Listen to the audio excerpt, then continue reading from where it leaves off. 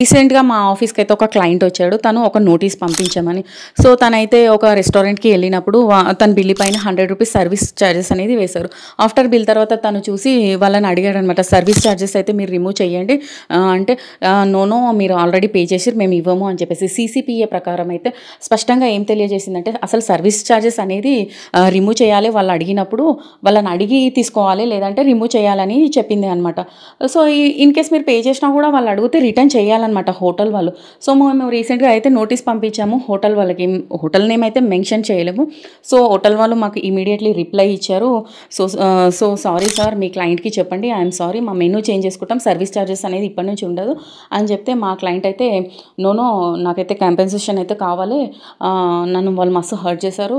నేను లీగల్‌గా అయితే కోర్ట్‌కెళ్తానని చెప్పేసి ఇప్పుడు కేస్ అయితే ఫైల్ చేశాము. సో, మీరు కూడా నిజంగా రెస్టారెంట్‌కి వెళ్ళినప్పుడు ఇలాంటివి ఫేస్ చేసి అడగండి వాళ్ళని. రెస్టారెంట్‌లో సర్వీస్ చార్జెస్ అయితే ఉంటుంది. రిమూవ్ చేయమని అడగండి. ఇన్ కేస్ రిమూవ్ చేయకుంటే నోటీస్ పంపించొచ్చు. ఆఫ్టర్ దట్ మీరు కేస్ కూడా ఫైల్ చేయొచ్చు. కావాలని ఏదో మీరు తీసుకొచ్చి అడ్వకేట్‌ని అయితే ఇబ్బంది పెట్టొద్దు బిల్లు. మీరు అడగండి అక్కడ. బిల్ పే చేసేటప్పుడు మీకు లిప్ వాయిస్, కెమెరా రికార్డ్స్ అవన్నీ ఉంటాయి కాబట్టి చెప్తున్నాను. ఎందుకంటే కోర్ట్‌లో మళ్ళీ ఎవిడెన్స్ కింద ఇవన్నీ ప్రూఫ్ కింద వస్తాయన్నమాట. చూసుకోండి. మీకు కూడా ఇలాంటి ప్రాబ్లమ్ ఫేస్ చేస్తే మాత్రం మీరు కూడా నోటీస్ పంపించొచ్చు. మరిన్ని విషయాల కోసం నా పేజ్ అయితే లైక్ చేయండి, ఫాలో చేయండి. Thank you.